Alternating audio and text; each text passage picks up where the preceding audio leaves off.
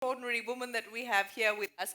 Just very briefly, you know, there's very few elite female racers in the world, and to have one in Iran is truly extraordinary. I bring to you Lale Seddigeh. Thanks very much for joining us, Lale, here at Women in the World. Thank you. Let me start by asking you, I understand, and I've been reading about your story, that you decided to borrow your father's car when you were about 12, and that's really where the passion for wanting to race started. But how long did it actually take you to convince the authorities in Iran to allow you to take this up professionally? Actually, I was 13 years old. I started driving, and before the driving license time, I was a professional driver. And after that, I started practicing to be as a Yes. professional driver.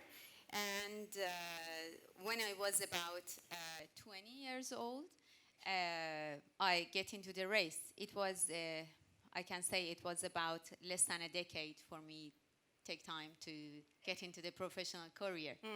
But it was first time in Iran there was a female racer get into the male competition. Yes.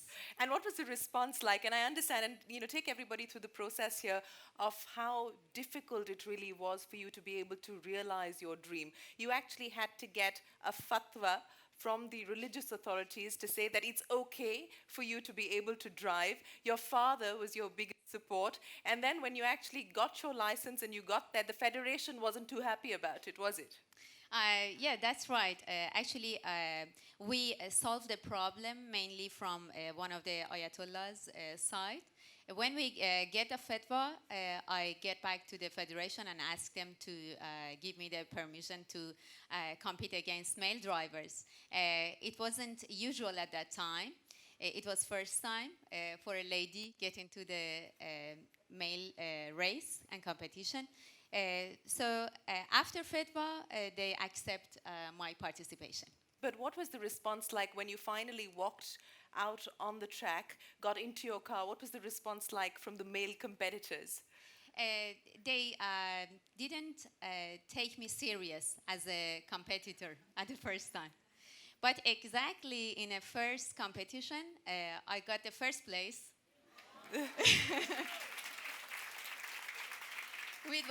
Which was a very big encouragement for me to move more and more. It's again interesting here because I want to point out that it was your father who was instrumental in supporting you. It was your father who said that as long as you manage to get your studies in order, I will back you 100%. There was no conversation about what are people going to say, how is society going to react, are you going to be able to get married or not. None of that conversation ever took place between you and your family. It was all about, are you going to be able to finish your studies and finish university? That's right. My father is a kind of a well-educated person, and he supported me strongly. I was living in a kind of Iran society which was very new to this kind of action. Be a female driver and act like a man. So we had a negotiation, like give and take negotiation. He told me, you're allowed to participate if you keep going in your education in university. So I took both actions through to each other. And right now I am a doctorate degree in production, industrial production. Thank you. And also, I am a coach of training and coaching committee in our national federation, which means that I'm trying to teach to the female driver to be a professional racer. And you've taught about 80 female drivers so far. During these 3 years, I trained 80 of them, but there is very less of them who participate in competition. Why is that? Different problems happen to them. First of all is the economy problem.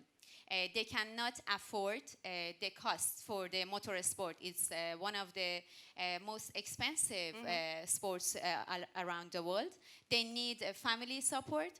And the other one, in like very small cities, they don't have this kind of culture yet to let their daughter or sister to get into the male areas. So we are trying to sort them out and support them to have more and more female racers in Iran. Well, not just in Iran, but I hope more and more female racers around the world. But Lali, I want to ask you this question because the US authorities were very inspired by your story and they were willing to give you a visa as well to come and train in the US. Why is it that you decided not to take that option up? Why is it that you decided to continue to stay on in Iran when you could have lived your dream, you could have lived your life without any constraints whatsoever? Why the decision to stay on in Iran?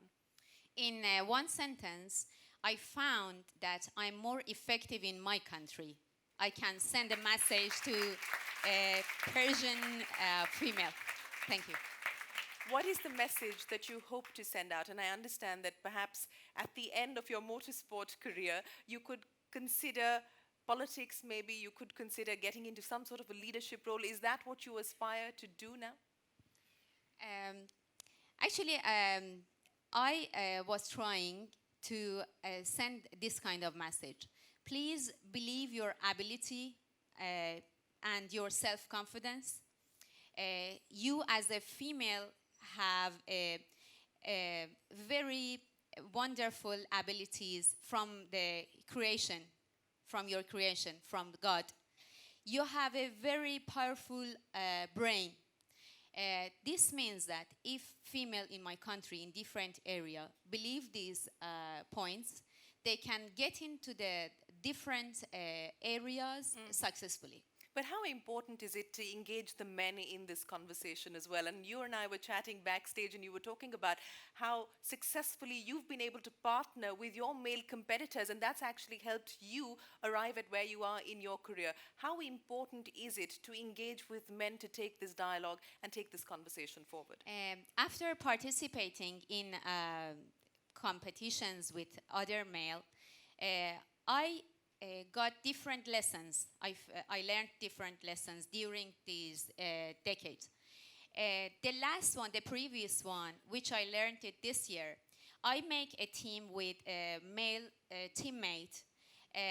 Before that, I was wondering that I have to be successful by my own way or with another female teammate. And that make me successful. But this year I learned that even from our creation, we need another partner, which we call it male, to make a synergy 2 or 3 times more and to be successful.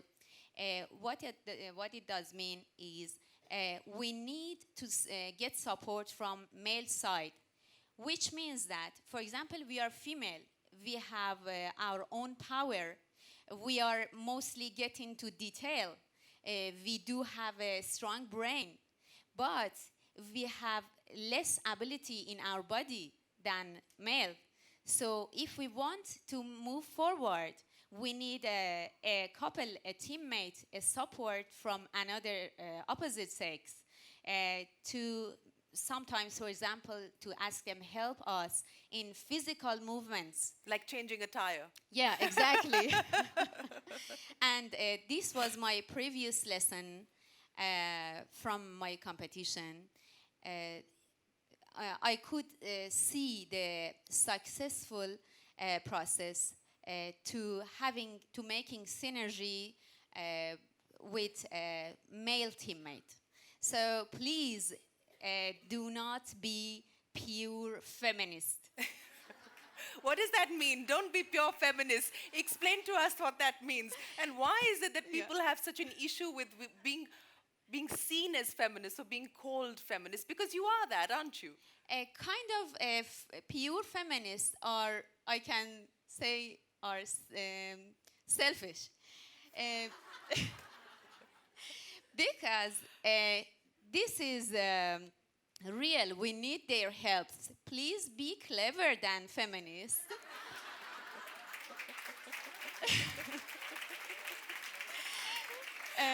You can act as a lady, be clever, get into the detail, manage them, and want Manage them. Manage them. and want them and ask them to help you. You sit back, just relax, pay attention to your long nails, and try to be a real lady and manage them to do what you want them to do. So get them to do exactly what you want them to do, and they don't even know about it. But Lale, let me ask you this, because you're doing a lot now to spread your message, not just in Iran, but across the world. Because as I said, it's not just Iran that doesn't have elite racers. It's anywhere in the world at this point in time. What do you worry about today? I mean, you've had an accident in the past. You went through an 8-hour-long surgery. That didn't stop you from getting back on the track. If that doesn't scare you, what scares you today? The biggest scare for all of us as a human being is a frustration. When you don't have goal, when you don't have wish or hope, you will fail, by sure. So don't stop anywhere, just try to move. Sometimes, like driving, you need to stop for a couple of seconds, like at the back of the red light in the street. When you confront to the problem in your life, you need to stop, think, and manage and solve the problem, find the solution. And sometimes you need to move slowly, step by step. Sometimes you need to push the pedal, go faster. This is a life. So what I am afraid is just something make me stop, which is end of my life. No, we wouldn't wish that. But Lale, let me ask you this, because you were talking about what scares you, and that is not being able to do what you do, not being able to live out the dream that you have lived over the last decade or so. What next for you from here? I'm trying to send my messages to ladies all around the world. Be strong, believe your ability, self-confidence, and please be a strong sister, be a strong mom, be a strong daughter, because I am acting all of these roles in my family. I'm not You're the still problem playing. solver, I believe. I'm not still playing as a husband or wife, I mean, but who can manage all the issues of the family as a small society, or the society itself, which is the biggest family. We are really responsible. We have to be strong, because we are managing the family.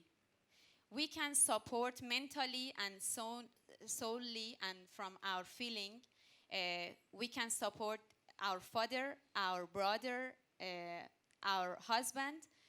All of them needs to push from our side. We have a very nice example in Farsi, in Persian language.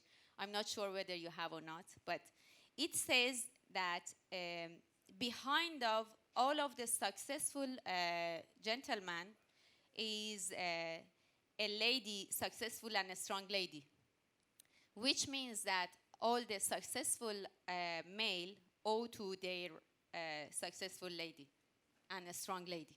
So please be strong and expand your power all around yourself. Well, Lale, with that, it is time for us to say thank you very much to you for sharing your story here with us in India. I understand you're on your way to Bangalore, where you are going to be talking to the Indian rally drivers. So I hope you enjoy that experience. But thank you very much for joining us here today. Thanks for all of you. It was my pleasure being as you.